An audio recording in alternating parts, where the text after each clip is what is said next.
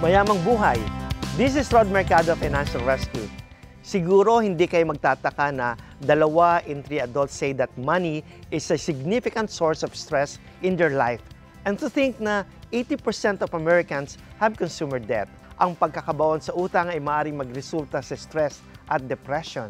Financial stress can also affect your appetite, cause procrastination, and nervous behavior.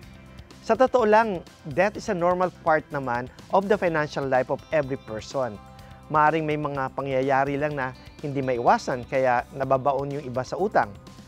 Here are tips on how to get back on track. First, review your credit reports. Makakatulong ito para ma-assess mo ang status ng iyong accounts and understand your credit history. Pangalawa, alamin what you can pay off each month and create a budget. Pangatlo, reach out to your creditors. Tawagan sila at explain mo ang iyong situation. May mga creditors na willing na gumawa ng modified payment plan para sa iyo. At kung ikaw ay nasa financial hardship, maaari mong tawagan ang Financial Rescue. Nakaantabay po ang aming mga certified debt consultants para pakinggan ang debt situation ninyo.